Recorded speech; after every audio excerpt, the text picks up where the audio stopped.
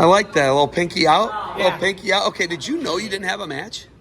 I found out just right before I went out. They told me like 5 minutes before the last match ended, 49s. So you were ready because Yeah, I getting left ready. you alone. I was Yeah. like, you're getting ready. Yeah.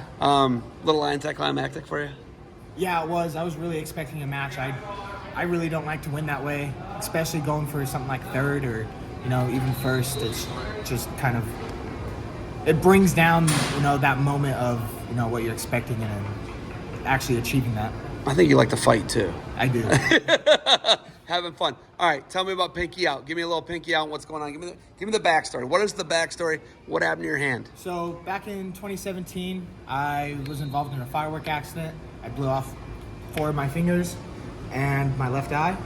And So your left eye is a prosthetic. yes, fully prosthetic. You Can't say yeah, that. I got you. Yeah, and from there, it's just been wrestling. I mean, been doing what I love. I was wrestling before, and I was kind of scared if I was able to still wrestle.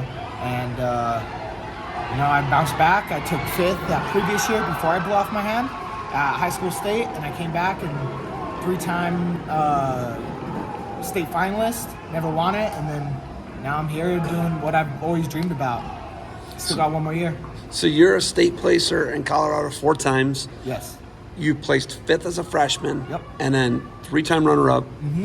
But with this injury. Yes. So you're runner-up with that. Yeah. When I took 5th, I had full 10 fingers. That's crazy. So your best finishes were with this. Yes. So have you always done the club? Do you always tape it up like the club? Yeah. So I tie my shoes with this. I mean, it's very useful for That is amazing. Everyday life. Without it, I'd probably be more. It would be a bigger setback every day in just doing ordinary things. So it's something I really hold precious to me and try to protect at all costs. Is the finger tucked? The finger's tucked like Yeah, a fist, it's right? bent down. It's like tucked like that when you Yeah. tape it. Mm-hmm.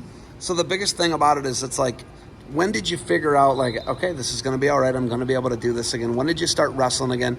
Do you ever get poked in the prosthetic? Because people get poked in the eye. Mm-hmm. When did you figure out you could do this again? So right away, as soon as I came out of my first surgery, I wanted to keep wrestling.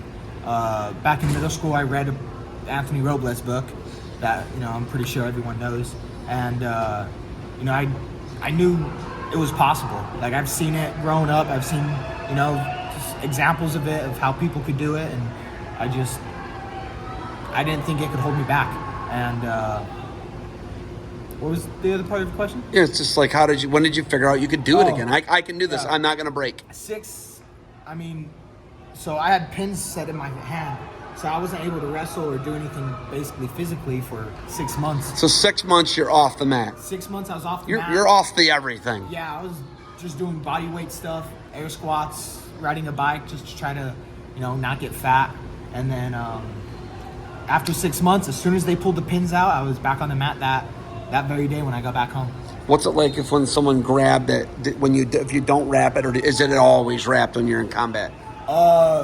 Whenever I'm wrestling out, like in a tournament, duel, anything like that, practice, I have it taped, I have it wrapped up. The only times I don't wrap it up is like if I'm warming up, just like a smaller, lighter roll, if I'm just messing around. Like me and my friends always like to, do some jiu-jitsu, so I don't really tape it up if it's just like a spontaneous thing. So only ahead of time when you're doing the club. Yeah. What's your pain like? Do you have pain? Do you have like the phantom limb syndrome? I did at first. At first, for the first 6 months, maybe 8 months, I felt the phantom pain. I felt like, I still had my fingers there. There was times where I tried to go reach for stuff, and it would be all taped up from, still recovering from surgery, and I'll just knock things over. But once I kind of got used to it and kind of got a better feel for like what it is, kind of accepted it, that phantom pain started to go away. Reading, driving, depth perception, what's that like? So because I was still pretty young, I was, going into my sophomore year when this happened.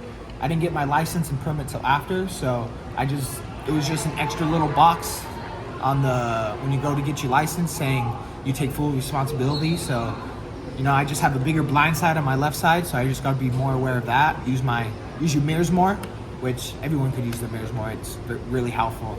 And driving's not really an issue. So you can do everything. Yeah. But military service is out. Yep. Because you said you were applying to military schools and they were denying you but that was your eyesight, right? Yeah. It's crazy. Do you have like almost like a bond or like a kindred with other amputees? Do you think? I'd say so. I mean, I think it's even more cool now.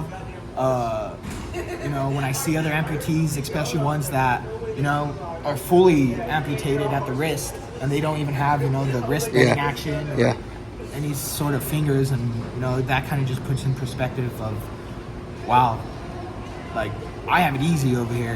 They can't grab anything with the left hand, and I still can, and it's pretty cool. Did you have to get a bunch of skin grafts and all that other stuff too? Fortunately, I didn't have to. So the hospital I went to, I got flight for life up to Denver, and from Pueblo, and they did a really good job reconstructing everything to the best of the ability. I didn't have to do any skin grafts. This skin was all healed. They just pulled it over and sewed it up. Wow. And it was great. So otherwise it would have put me back farther, longer than 6 months. And this literally happened on the 4th of July. Yeah. 2017. 2017, around 10, a little after 10. What was the actual firework you had? It was a quarter-stick dynamite, so it was one of those bigger. It wasn't a mortar, one of the ones that go up there. It was just like an M80, but on crack. What happened? Like it stopped burning and you pick it up? No, so I was gonna go throw it, and the spark from the lighter kind of hit the gunpowder because I angled it closer to the wick, and it just instantly blew up. Really had no time to. Oh, it didn't. It was a quick wick or like a defaulty wick. Mm-hmm. I tell you that what happened with Wyatt is it stopped burning and he picked it up. Okay. So like his was like the opposite. You're a quick wick. His was like a dead wick essentially. Yeah. So it's like a different thing. Mm-hmm. All right.